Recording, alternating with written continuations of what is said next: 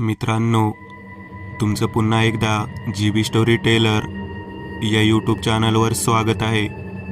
आजच्या आपल्या गोष्टीचं नाव आहे मुक्काम पोस्ट वेताळवाडी. लेखक संतोष देशपांडे. पण गोष्ट सुरू करण्याआधी जर कोणी या चॅनलवर पहिल्यांदाच आलेले असाल तर त्यांनी या चॅनलला सबस्क्राईब करायला विसरू नका. चला तर मग अजिबात वेळ न घालवता गोष्टीला सुरुवात करूया.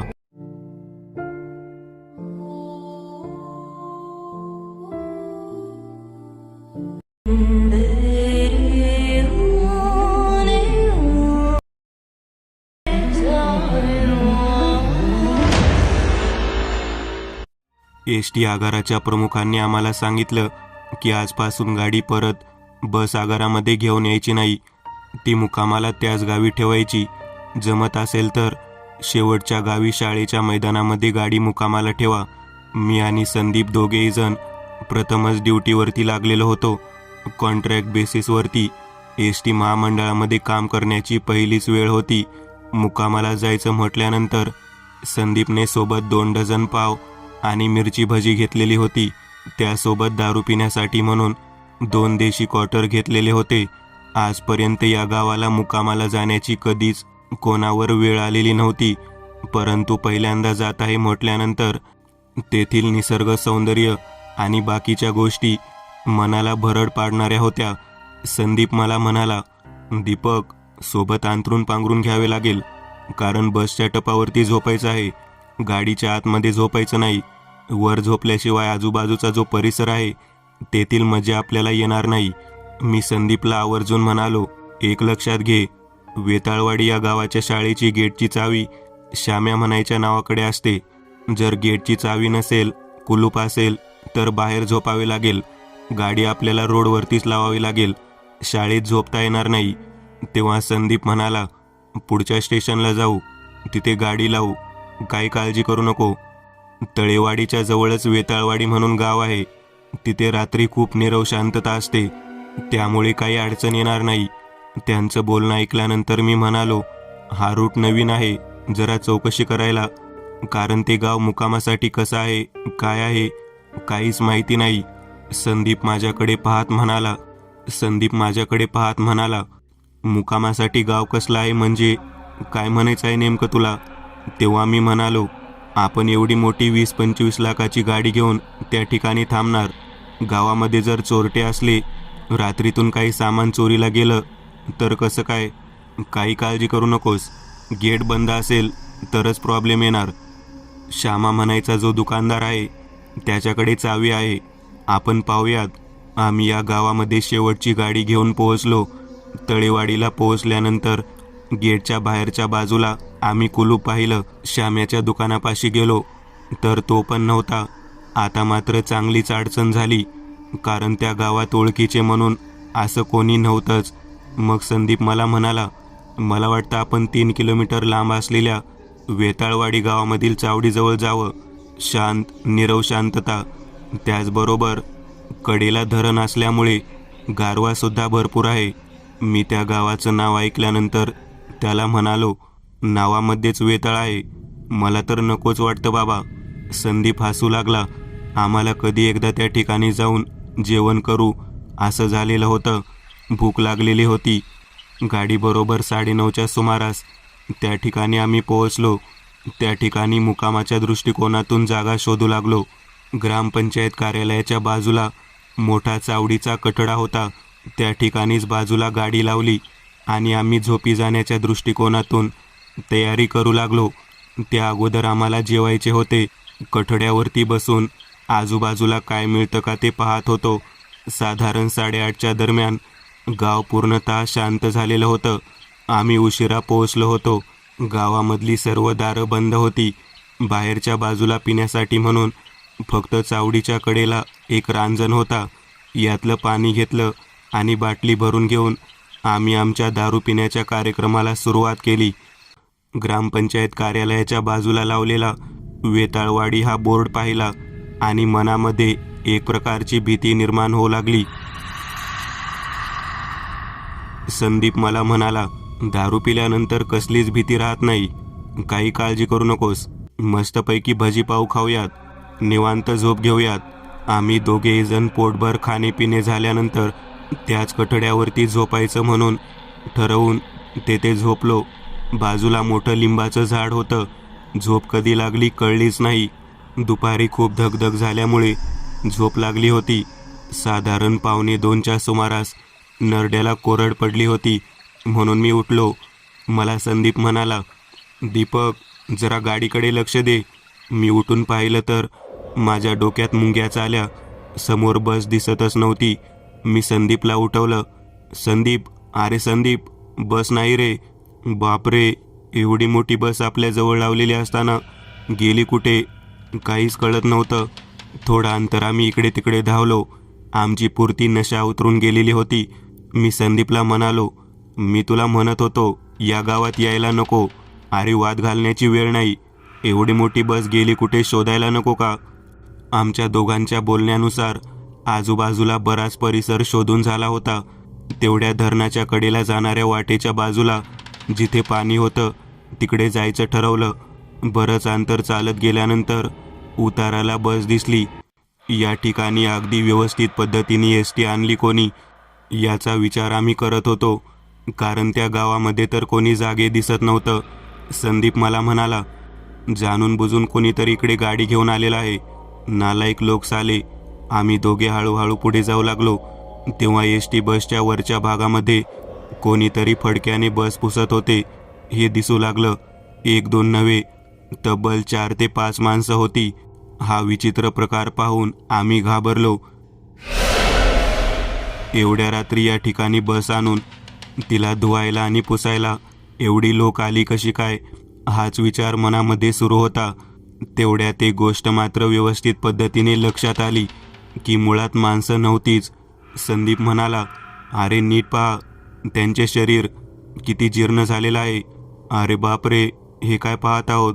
आपली एसटी बस या पद्धतीने मध्यरात्रीच्या वेळेला मनुष्य लोक कशाला स्वच्छ करतील हा प्रश्न माझ्या मनात भेडसावत होताच.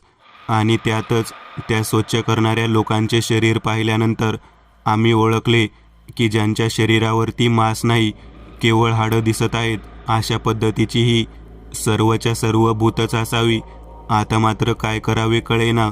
संदीप मला म्हणाला, आपण फार भयानक ठिकाणी अडकलेलो आहोत. तू म्हणत होता ते बरोबर आहे. आपण या गावाबद्दल काहीच माहिती नसताना या गावात उगाचच आलो. या गावामध्ये काही ना काहीतरी विचित्र घडत असल्याशिवाय या गावाचे नाव वेताळवाडी ठेवलंच नाही. आता पुढे नेमकं काय करायचं हा विचार मनामध्ये भेडसावत होता. परंतु करणार तरी काय? समोर एसटी बसच्या आजूबाजूला असणारे ते लोक पाहिल्यानंतर मनामध्ये एवढी भीती होती की त्यांच्या समोर जाणं म्हणजे स्वतःचा जीव गेल्यासारखं होतं. तेवढ्यात मागच्या बाजूला कोणीतरी येऊन उभारलेलं आहे असं आम्हाला दिसलं. आम्ही मागे वळून पाहिलं तेव्हा हातामध्ये कंदील घेतलेल्या अवस्थेत एक व्यक्ती उभारलेला दिसला. आम्ही त्याच्याकडे पाहत म्हणालो, कोण आहात तुम्ही? तो म्हणाला, मी या गावचा कोतवाल आहे. कशासाठी आला आहात एवढ्या रात्री इकडे?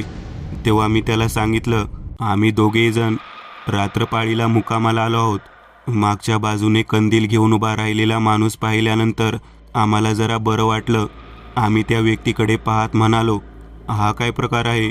आमची एवढी मोठी एसटी या ठिकाणी धरणाच्या पाण्यामध्ये आणण्यामागचं कारण काय? कोण आहेत ही लोक? अशा पद्धतीने ती का दिसत आहेत? तेव्हा तो व्यक्ती म्हणाला, यात्रा आहे यात्रा. यात्रेला जाण्यासाठी तयारी करत आहेत ती लोक जिवंत नाहीत. तुम्ही एका अशा गावामध्ये आलेले आहात ज्या गावाला एक भयानक पद्धतीचा वारसा आहे आणि नेमकं आज तोच दिवस आहे. मी या गावचा कोतवाल आहे, कोतवाल. या गावात कित्येक वर्षापासून चित्रविचित्र घटना घडतात. वेताळवाडी, वेताळ देव म्हणजे भूतांचा राजा, त्याची जत्रा भरते. मध्यरात्रीनंतर यात्रा भरते. त्या यात्रेतील लोक स्वतः आंघोळ करतात आणि ज्या वाहनाने त्यांना यात्रेच्या ठिकाणी जायचं आहे ते वाहनसुद्धा स्वच्छ करतात. तुमची बस गाडी त्या लोकांनी स्वच्छ करण्यासाठी घेतलेली आहे. तुम्ही नेमकं कुठे झोपला होता? तेव्हा आम्ही जागा सांगितली. ग्रामपंचायतच्या कट्ट्यावरती आम्ही झोपलो होतो. तेव्हा तो व्यक्ती म्हणाला, तुम्ही या ठिकाणी यायलाच नको होतं. तुमचं मुकामाचं गाव हे नाहीच. तेव्हा आम्ही म्हणालो, आमचं मुकामाचं गाव 3 किलोमीटर दूर आहे. परंतु त्या ठिकाणी गेट उघडा असल्यामुळे आम्ही या ठिकाणी आलो. त्या गेटची चावी श्यामा म्हणून जो तिथला दुकानदार आहे त्याच्याकडे होती, परंतु तो त्या दिवशी तिथे नव्हता. त्यामुळे आम्ही या ठिकाणी झोपण्यासाठी आलो आहोत. आता हा जो काही प्रकार घडला आहे तो तुम्ही सांगता त्या पद्धतीने अतिशय भयानक पद्धतीचा आहे. परंतु आमचं वाहन आम्हाला परत कधी मिळणार? तेव्हा तो कोतवाल म्हणाला, तुम्हाला पहाटे 4 वाजेपर्यंत येथेच थांबावे लागेल. या गावामधील जी भयानक यात्रा आहे ती यात्रा केल्याशिवाय, त्यात जेवण केल्याशिवाय तुम्हाला बाहेर पडता येणार नाही. त्या कोतवालाचे बोलणं ऐकल्यानंतर आम्ही चांगलेच घाबरलो.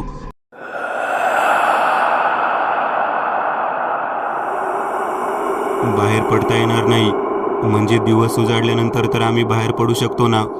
तेव्हा कोतवाल म्हणाला, जर तुम्ही यात्रेचे नियम पाळले तर तुम्ही दोघे बाहेर जाऊ शकता. जर नियम नाही पाळले तर या गावामध्ये तुम्हाला राहावे लागेल. मुक्काम पोस्ट वेताळवाडी हा बोर्ड तुम्ही पाहिला नाही का? तेव्हा मी म्हणालो, हो, बोर्ड पाहिला होता. या गावाचं नाव दुसरं काही होतं का? तेव्हा तो म्हणाला, होय, भूताष्टे पण म्हणतात या गावाला. या गावामध्ये या घटना घडल्यामागचं कारण काय? कारण आम्हाला जर ते कारण माहीत झालं तर आम्ही पुढे प्रयत्न करू. तेव्हा तो कोतवाल म्हणाला, या गावचा पाटील या गावामध्ये घडणाऱ्या घटनांचे कारण आहे. आम्ही दोघेजण त्याला विचारू लागलो, काय कारण आहे नेमकं? या गावामध्ये एक मोठी तालीम आहे. त्या तालमीचा वस्ताद म्हणजे पाटील होता. आता सध्या ती तालीम बंद असते, परंतु आजच्या रात्रीला ती तालीम उघडते. त्या ठिकाणी यात्रेमध्ये अशा पद्धतीने कुस्त्या खेळल्या जातात. अगदी त्या पद्धतीच्या कुस्त्या खेळल्या जातात.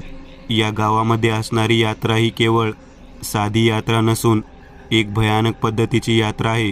या यात्रेमध्ये जे जे काही सोपस्कार केले जातात ते जर पाहिले आणि जर व्यक्ती व्यवस्थित पद्धतीने यात्रेचा समारोप करून भोजन करून बाहेर आली तर ती व्यक्ती या गावातून बाहेर पडते. नाहीतर तुम्हाला असे कित्येक लोक सापडतील जे मुक्काम पोस्ट वेताळवाडीमध्ये अडकलेले दिसत आहेत. हे ऐकल्यानंतर आम्ही चांगल्याच पद्धतीने घाबरून गेलो. एका पाटलाच्या चुकीच्या गोष्टींमध्ये संपूर्ण आजूबाजूच्या परिसरात लोकांना या पद्धतीचा त्रास बघावा लागतो.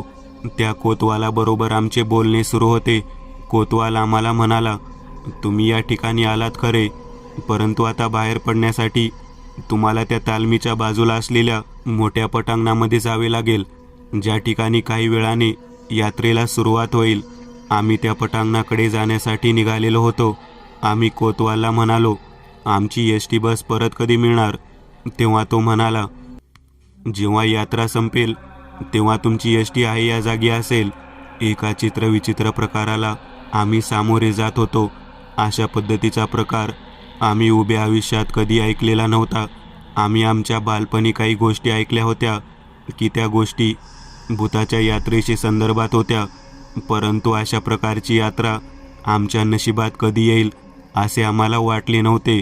संदीप मला म्हणाला, एका गोष्टीचे मला आश्चर्य काय वाटतं की आपल्याला त्या गावामध्ये मोठं पटांगण होतं, त्याला गेट होतं, तरी ते गेट कधी नव्हे ते बंद होतं आणि आपल्याला इकडे यावे लागले. कदाचित या यात्रेला आवर्जून आपल्याला यायचं होतं म्हणून हे सर्व काही घडलं असावं. तेव्हा मी म्हणालो, कदाचित आपली या आयुष्यातील शेवटची यात्रा तर नसेल ना? तेव्हा संदीप म्हणाला, जरा व्यवस्थित आणि चांगलं बोल, असं नको बोलूस. आपल्याला तालमीच्या दिशेने असणाऱ्या त्या पाटलाकडे जायला सांगितलं आहे. आता ही एस.टी. या ठिकाणी अशी स्वच्छ करून ते लोक स्वतःच्या कार्यासाठी वापरतील. तेवढ्यात एस.टीमध्ये लोक पटापटा बसलेली दिसली. एक हाडाचा सापळासारखा व्यक्ती ड्रायव्हिंगच्या सीटवर बसला आणि त्याने रिव्हर्स गिअर टाकून एस.टी. पाण्यातून बाहेर काढली आणि तो थेट मोठमोठ्याने जयघोष करत तिथून यात्रेच्या ठिकाणाकडे निघाला. कोतवाल आमच्याकडे पाहत म्हणाला, बघितलं ना, मी तुम्हाला काय सांगितलं होतं? हे सर्व यात्रेकरू आहेत, वेताळाच्या यात्रेला निघालेले आहेत. भूतांच्या पालख्या तुम्हाला दिसतील, जे तुमच्या समोर दिवटे घेऊन नाचताना दिसतील. पालखीला रस्ता दाखवण्यासाठी भूताची पालखी वेताळाला आपल्या देवाला रस्ता दाखवण्यासाठी पुढं जाताना दिसत असते. यात्रा पालखी त्यासमोर भूतांकडून धरल्या जाणाऱ्या दिवटी आहेत. सर्व काही आम्हाला पाहावं लागणार हे आम्हाला कळून चुकलं होतं. अशी कितीतरी लोक आम्हाला त्या ठिकाणी गाठ पडणार, जी मुक्काम पोस्ट वेताळवाडी या गावामध्ये अजूनही बंदिस्त आहेत. आम्हाला जाणून घ्यायचं होतं की नेमकं हे चालतं कसं काय, यातून आपल्याला बाहेर पडता येईल का. आम्ही आमच्या कडेला येऊन थांबलो. त्याच्या बाजूला असणाऱ्या तालमीजवळ पोहोचलो. त्या ठिकाणी बाहेरच्या बाजूला मोठा आखाडा होता आणि तिथे बाजूला जमलेले कित्येक यात्रेतील यात्रेकरू होते. हे यात्रेकरू आमच्याप्रमाणेच काही जण भ्रमित होऊन त्या ठिकाणी बोलावलेले होते आणि काही जण कायमस्वरूपी त्या ठिकाणी अडकलेले होते. एक हळुवार वाऱ्याची झुळूक आली आणि त्याच्याबरोबर त्या गावातील पालापाचोळा आणि धुळीचा लोट सर्वत्र आकाशात उडताना दिसू लागला. कदाचित कोणतरी येणार आहे अशा पद्धतीची ती नांदीच होती. आम्ही त्या बाजूलाच उभा राहिलो होतो आणि तेवढ्यात यात्रेला सुरुवात झाली. आमची एस.टी. बस जो व्यक्ती चालवत होता तो आमच्या समोरून वेगामध्ये बस बाहेरच्या गावामध्ये घेऊन गेला आणि बऱ्याच वेळानंतर ती बस घेऊन त्या ठिकाणी आला. त्या बसमध्ये कित्येक चित्रविचित्र पद्धतीची पिशाचे लोक बसलेली होती. या यात्रेला बोलावण्यासाठी ती बस बाहेर घेऊन गेले होते का काय, हे आमचं मत जवळजवळ सिद्ध झालं होतं. संदीप माझ्याकडे पाहत म्हणाला, दीपक, ज्या ठिकाणी आपण अडकलो आहोत ते ठिकाण फार भयानक आहे. मला वाटतं की येथील या यात्रेच्या सर्वात शेवटी मिळणाऱ्या भोजनाचा आस्वाद घेतल्याशिवाय आपण बाहेर पडणार नाही आहोत. इथून पुढे जो 2 तासाचा खेळ सुरू होणार आहे त्या खेळाला आपल्याला सामोरे जावंच लागणार आहे. आम्ही दोघेजण त्या तालिमीच्या समोर सुरू असलेल्या कुस्तीच्या फळामध्ये वेगवेगळ्या लोकांना पाहत होतो. इतक्यात मला पुढच्या बाजूला श्याम म्हणायचा तो दुकानदार दिसला, ज्याच्या दुकानातून आम्ही चावी घेऊन त्या बाजूच्या गावातल्या पटांगणामध्ये आमची एस.टी. बस लावणार होतो. अरे देवा, म्हणजे श्यामेला सुद्धा या ठिकाणी त्यांनी यात्रेला आणलेलं आहे. हे सर्व ऐकत असताना आम्हाला त्या समाजावर जावे असे वाटले. आम्ही श्याम्याजवळ पोहोचलो. श्याम्या आमच्याशी बोलत होता. तो म्हणाला, कशाला आला साहेब या ठिकाणी? आमच्या गावामध्येच थांबायचं नाही का? रात्रीतून या गावात जो येतो तो परत कधीही परत जात नाही. मुक्काम पोस्ट वेताळवाडी हे ठिकाण आयुष्यभर तो बोर्ड आणि त्याच्या भोवताली फिरणाऱ्या पिशाच्या लोकांमध्ये संपून जाते. मी अजूनपर्यंत घरी पोहोचलोच नाही. मागच्या अमावस्येला मी या ठिकाणी आलो होतो. अजूनही मी या ठिकाणीच आहे. मी रात्री अपरात्री अशी यात्रा आणि त्या यात्रेतले रहस्यमय गोष्टी अनुभवत आहे. मागच्या अमावस्येला मी या ठिकाणी आलो होतो. अजूनही मी या ठिकाणीच आहे. मी रात्री अपरात्री अशी यात्रा आणि त्या यात्रेतल्या रहस्यमय गोष्टी अनुभवत आहे. तेव्हा आम्ही दोघेही जण म्हणालो, तू जेवला नाहीस का? यात्रेमध्ये पोटभर जेवण केल्यावर माणूस मुक्त होतो असे मला सांगितले आहे. तेव्हा श्यामा म्हणाला, अहो, त्या यात्रेतलं जेवण जो करतो तो या यात्रेतून परत जातच नाही आणि ते जेवण साधंसुद्धा नसतं. ते पोटभर करावं लागतं. इतकं मोठं जेवण करावं लागतं की ते वाढतच राहतात आणि आपण खातच राहावं लागतं. मी श्याम्याला म्हणालो, तुला यातून बाहेर पडावं असं वाटत नाही का? श्याम्या म्हणाला, वाटून काय उपयोग आहे? आपण त्या पद्धतीने बाहेर पडण्यासाठी समोरच्या लोकांचे चेहरे, त्यांची ठेवण, त्यांचं बोलणं सहन करण्याची ताकद आपल्या मनामध्ये असायला हवी ना. तुम्ही जेवायला जेव्हा बसता तेव्हा तुमच्यासमोर मोठ्या पातेल्यामध्ये शिजवल्या जाणारा अन्न वाढायला येणारी व्यक्ती ही पाहूनच तुम्ही त्या ठिकाणाहून पळून जातात. जेवण कुठलं करताय तुम्ही? तेव्हा आम्हाला काय करावे कळेना. आम्ही दोघेजण श्याम्याचं बोलणं ऐकल्यानंतर त्याला म्हणालो, अजून किती मंडळी आहेत या पद्धतीने इथे अडकलेली? तेव्हा श्याम्या म्हणाला, आपल्या पाठीमागे बसलेले जे लोक आहेत ते सर्वच्या सर्व जिवंत आहेत. जवळजवळ 35च्या वर लोक या ठिकाणी अडकलेले आहेत. अरे देवा, हे काय आपण ऐकत आहोत? आपल्यासारखे 35 जण लोक या ठिकाणी अडकलेले आहेत. तेव्हा मी श्याम्याला म्हणालो, श्याम्या, हे सर्व लोक कशा प्रकारे इकडे आलेले आहेत? तेव्हा श्याम्या सांगू लागला, या गावात एखादं चुकलेलं वाहन किंवा नाव पाण्यामार्फत जर आली तर संध्याकाळच्या वेळेनंतर ती नाव किंवा ते वाहन त्या व्यक्तीच्या ताब्यातच राहत नाही. कधी नदीपलीकडच्या धरणाच्या कडेला असलेल्या गावातल्या काठावरच्या लोकांना त्या नावेतून या ठिकाणी आणलं जातं आणि कधी जे वाहन येतं त्या लोकांना या ठिकाणी थांबून घेतलं जातं. आणि त्याहीपेक्षा महत्त्वाची गोष्ट म्हणजे जे वाहन आणलेलं आहे त्या वाहनाला स्वतः पिशाचे लोक ताब्यात घेतात आणि ते थेट वाटी दिसणाऱ्या वाटेमध्ये झोपलेल्या आजूबाजूच्या बाहेरच्या झोपलेल्या माणसांना त्या वाहनात बसवून पुन्हा इथे घेऊन येतात. आताच बघा, एक एस टी आलेली आहे, जी तुमचीच एस टी आहे. तिला या ठिकाणी त्या पिशाचे लोकांनी यात्रेसाठी निवडले आणि ती एस टी गच्च भरून त्यांनी परत या ठिकाणी तिला आणले. आता या ठिकाणाहून बाहेर पडण्यासाठी उपाय काय करायचा यावरती आमच्या दोघांचा विचार सुरू झाला. भयानक दिसणाऱ्या चेहऱ्याकडून जेवण घेण्याची ताकदसुद्धा आपल्यामध्ये राहत नाही हे आम्ही ऐकलं. आता काय करायचं? तेवढ्यात मी म्हणालो, मला एक उपाय सुचत आहे. आपण जेव्हा यात्रेमध्ये जेवायला बसू तेव्हा वाढणाऱ्या व्यक्तीकडे पाहायचंच नाही आणि आपण जेवण करत राहायचं. तेव्हा संदीप म्हणाला, हे कसं काय शक्य आहे? तेव्हा मी म्हणालो, पुढचं भविष्य लक्षात ठेव.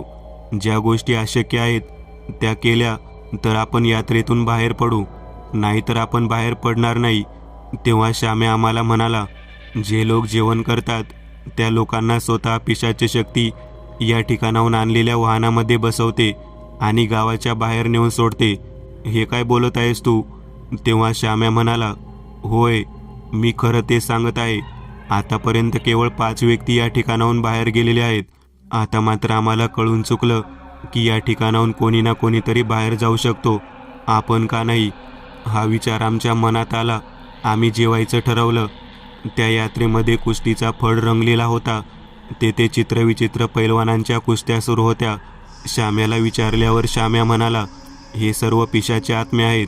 ते या गावाच्या आजूबाजूच्या परिसरातील पैलवान लोकांचे आत्मे, जे मृत्यूनंतर कुस्ती खेळण्यासाठी या ठिकाणी आलेले आहेत. बापरे! हे सर्व ऐकल्यानंतर, तेथील तो भेसूर प्रकार पाहिल्यानंतर आमची भीती चांगलीच वाढलेली होती. श्याम्याला म्हणालो, जे 5 व्यक्ती बाहेर निघून गेले त्यांनी काय केलं होतं? तेव्हा श्याम्या म्हणाला, त्यांना बळजबरीने कुस्ती खेळायला लावली होती.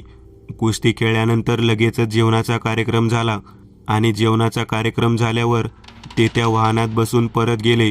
ते यातून सुटले. एकूण 5 व्यक्ती कुस्तीच्या फडातून बाहेर पडले. ही गोष्ट जेव्हा श्यामेने आम्हाला सांगितली तेव्हा आमच्या दोघांच्या डोक्यामध्ये एक विचार सुरू झाला, काय करावे असे. म्हणून कुस्तीच्या फडातून ते 5 व्यक्ती सहज बाहेर पडले असावेत. या ठिकाणाहून बाहेर पडण्यासाठी एकमेव मार्ग कुस्ती खेळणे हाच आहे, असा आम्ही कयास केला आणि त्याप्रमाणेच डोक्यामध्ये विचार सुरू झाला. समोर सुरू असलेली कुस्ती आम्ही पाहत होतो तेव्हा एक गोष्ट लक्षात येत होती. समोर असलेले जे कुस्ती खेळणारे कुस्तीपटू होते ते एकमेकांच्या अंगावरती माती टाकत होते. घामेजून गेलेल्या शरीरावरती लाल रंगाची माती टाकल्यामुळे व्यक्तीचा चेहरा अजिबात दिसत नव्हता.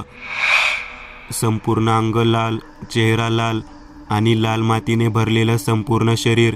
यामुळे कदाचित या ठिकाणाहून ते 5 व्यक्ती सुटलेले असावेत आणि खऱ्या अर्थाने एक विचार सुरू झाला की आपणही कुस्ती खेळायचीच. आम्ही दोघे पण श्याम्याला म्हणालो, तू सुद्धा आमच्यासोबत त्या कुस्तीच्या फडामध्ये उभा राहा. आम्हाला वाटतं की कुस्ती खेळल्यानंतर आपल्याला यातून सुटका मिळेल. श्याम्यासुद्धा तिथून बाहेर पडण्यासाठी तयार होता. तो लगेचच तयार झाला. आम्ही लंगोटे वगैरे घालून त्या कुस्तीच्या फडाच्या बाजूला उभा राहिलो. चित्रविचित्र पद्धतीचे दिसणारे कितीतरी पैलवान लोक त्या ठिकाणी कुस्तीला उभारलेले होते. अंगावरती माती टाकून ते कुस्ती खेळण्यासाठी उत्सुक झाले होते. श्याम्या मला म्हणाला, आपण आपलं शरीर पाण्याने भिजवून घेऊ आणि मग आपण माती टाकून कुस्तीला उभे राहू. आम्ही 3घही जणांनी बाजूला जाऊन अंग ओलं करून घेतलं आणि नंतर लाल माती अंगावर टाकून कुस्ती खेळायला सुरुवात केली. जसजशी कुस्ती संपत आली तसतशी मजा येऊ लागली. अतिशय दिसायला हडकुळे आणि कमकुवत असणारे पैलवान होते. कुस्ती संपल्यानंतर सर्वांना जेवणाच्या दिशेने नेण्यात आले. प्रत्येक पैलवान जेवणाच्या पत्रावळीवर बाजूला हात धुवून बसला होता. वाढायला येणारे माणसंसुद्धा चित्रविचित्र पद्धतीची होती. आता नेमकं काय करायचं हा प्रश्न होता. तेवढ्यात संदीप म्हणाला, येते बघ, काही जण बसलेत, काही जण उठून गाडीच्या दिशेने निघालेले आहेत. तेवढ्यात एक व्यक्ती समोर असलेल्या व्यक्तीकडे पाहत म्हणाला, मी आताच कुस्ती खेळलो आहे, मला भूक नाही, मी नंतर जेवेल, मला जेवण बांधून द्या. त्या व्यक्तीने त्या व्यक्तीला जेवण बांधून दिले. ज्या व्यक्तीला तो पैलवान बोलला होता त्याच्याकडे आमची नजर गेली. तो विचित्र पद्धतीचा होता. त्याच्या डोळ्याच्या भागामध्ये बुबुळच नव्हते, तरीसुद्धा तो पाहत होता. हा विचित्र प्रकार पहिल्यांदाच आमच्या नजरेसमोर आला होता. आम्ही सुद्धा त्याच्याकडे पाहत तेच बोललो. तेव्हा त्याने ताटात जेवढे वाढले आहे तेवढे संपवा आणि मग जावा म्हणून सांगितले. श्याम्याला कळून चुकले. केवळ कुस्ती खेळणाऱ्या लोकांनाच या ठिकाणी जेवढे आहेत तेवढे जेवायची मुभा आहे. मग काय, आम्ही जेवढे ताटात वाढले होते तेवढे खाऊ लागलो. समोर उभा असलेल्या व्यक्ती आमच्याकडे पाहत होता आणि ताटातील जेवण काही केल्यास संपत नव्हतं. श्याम्या मला म्हणाला, अहो हा काय प्रकार आहे? तेव्हा संदीप माझ्याकडे पाहत म्हणाला, माझ्याही ताटातलं जेवण संपत नाही. त्यासमोरच उभारलेल्या व्यक्तीला म्हणालो, आमची गाडी जाईल, आम्हाला जेवण सोबत घेऊन जाऊ द्या. तेव्हा तो व्यक्ती आमच्याकडे पाहत म्हणाला, तुम्ही पैलवान आहात ना? खरंच पैलवान आहात का? तेव्हा संदीप म्हणाला, हो, आम्ही आताच कुस्ती खेळून आलेलो आहोत. अंगावर लाल माती दिसत नाही का? तेव्हा त्याने नीट पाहिलं. तेव्हा तो म्हणाला, अरे मुला, आंघोळ वगैरे करून मग जेवायला या. जावा तसेच जेवायला बसलेले आहात. आमच्या लक्षात आलं की त्या माणसाला खरंच दिसत नाही, ते एक आंधळं पिशाच होतं. आम्ही तिघेजण जेवणाची ताट घेऊन त्या ठिकाणाहून निघालो. ज्या ठिकाणी आमची बस थांबली होती तेथे जाऊन पोहोचलो. तेव्हा अगदी वाळला असलेला ड्रायव्हर त्या सीटवर बसला होता. कंडक्टरसुद्धा आतमध्ये चला चला म्हणून ओरडत होता. आम्ही जेवणाची ताट एसटीच्या खाली ठेवली आणि थेट आतमध्ये जाऊन बसलो. आतमध्ये बसल्यानंतर आमच्यासारखे कितीतरी आजूबाजूच्या परिसरातील पिशाचे लोक होते. एसटीच्या वरती बोर्ड पाहिला, मुक्काम पोस्ट वेताळवाडी आणि पुढे तळेवाडी लिहिलेला असा बोर्ड होता. तो बोर्ड पाहिल्यानंतर श्यामा मला म्हणाला, आता आपल्या गावामध्ये ते सोडतील. आम्ही वाट पाहत होतो गाडी कधी सुरू होईल ते. बरोबर काही वेळाने गाडी सुरू झाली. गाडी बरोबर पाण्याच्या कडेने असलेल्या रस्त्यावरून निघालेली होती. ज्या वाटेने आम्ही वेताळवाडीला आलो होतो तीच वाट होती, परंतु घनदाट जंगलातून थोडे अंतर पुढे गेल्यानंतर वाट बदललेली दिसली. त्या वाटेच्या कडेने आम्ही पोहोचलो. तेव्हा संपूर्ण अंधारातून वाट काढत तो ड्रायव्हर गाडी चालवत होता. अचानक गाडीच्या आतमध्ये काहीच दिसत नव्हते. एसटी सुरूच होती. आम्ही मुक्काम पोस्ट वेताळवाडी हा बोर्ड मागे गेलेला पाहिला. आमच्या जीवात जीव आला आणि आम्ही पुढे पाहिले तर बस तळेवाडीच्या जवळ येऊन थांबलेली होती. आतमध्ये कोणीच नव्हते. सर्वत्र नीरव शांतता. संदीप माझ्याकडे पाहत म्हणाला, भुताटकी संपली दिसते. वेताळवाडीच्या आतमध्येच हा सर्व खेळ सुरू होता. आपण आता मुक्काम पोस्ट वेताळवाडी या ठिकाणाहून बाहेर पडलेलो आहोत. श्यामा म्हणाला, तुमच्या दोघांमुळे मी त्या ठिकाणाहून सुटलो, नाहीतर मी कधी सुटलो नसतो. चला चला, गावाकडे जायला हवं. आम्ही तळेवाडीच्या श्यामेच्या दुकानाजवळ असलेल्या शाळेजवळ येऊन पोहोचलो. पहाटेची वेळ होत आलेली होती. 4:45 वाजले होते. आम्ही खाली उतरलो. एसटी बस व्यवस्थित पाहिली तर अतिशय चकाचक पद्धतीने स्वच्छ केलेली नवी कोरी गाडी असावी अशी आमची बस दिसत होती. आम्ही बोर्डाकडे पाहिलं तर बोर्ड तळेवाडी असा होता. आम्ही नकळत पुढे गेल्यामुळे आम्हाला हे सर्व काही भोगावे लागले होते हे आमच्या लक्षात आले. आता नेमके करायचे काय या विचारात श्यामा होता. श्यामा म्हणाला, आंघोळ करून घेऊ, मी कपडे देतो. तुमच्या अंगावरती कपडेच नाहीत.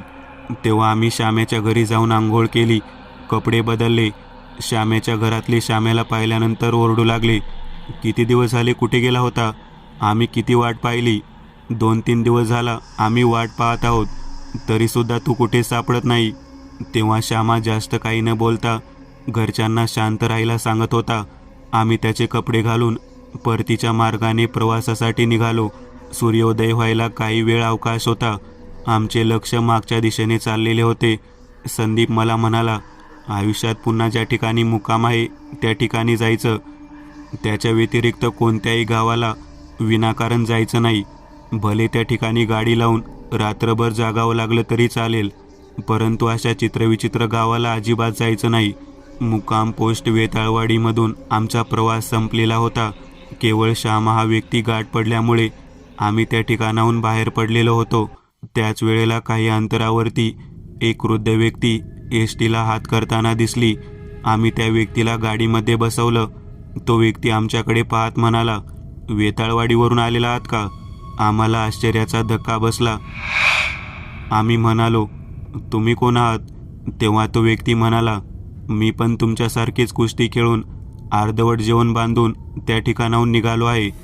तब्बल 10 वर्षे मी तिथेच होतो. 10 वर्षानंतर कोणीतरी असं आलं की ज्याने तिथून सुटण्यासाठी काहीतरी मार्ग निवडला. आतापर्यंत केवळ 5च लोक तिथून बाहेर पडली होती. आता तुमच्यासोबत मी चौथा. तेव्हा आम्ही त्याला म्हणालो, तुम्ही पुढे कसे काय आला? तेव्हा तो म्हणाला, मी एस टीमध्ये घेतलं नाही म्हणून टपावर बसलो होतो आणि त्याच मार्गातून बाहेर पडलो. मुक्काम पोस्ट वेताळवाडीचा मुक्काम अखेर संपला होता. मित्रांनो, आज पुरतं एवढंच. तुम्हाला जर काही गोष्ट आवडली असेल तर नक्की लाईक करा. तुमच्यापैकी बरेचसे जण व्हिडिओ लाईक न करताच पळून जातात. पण हा जर व्हिडिओ तुम्ही लाईक केला तर मला जरा बरं वाटेल आणि असेच भारी भारी व्हिडिओ बनवायची माझ्यात एनर्जी येईल. त्यामुळे नक्की लाईक करा. आणि अजूनही कोणी या चॅनलला सबस्क्राईब केलेलं नसाल तर लगेच सबस्क्राईब करून टाका. आणि बाजूची घंटी ती मात्र दाबायला विसरू नका. देवाची घंटी आहे ती. चला तर मग पुन्हा भेटूया अशीच एक आगळी वेगळी गोष्ट घेऊन पुढच्या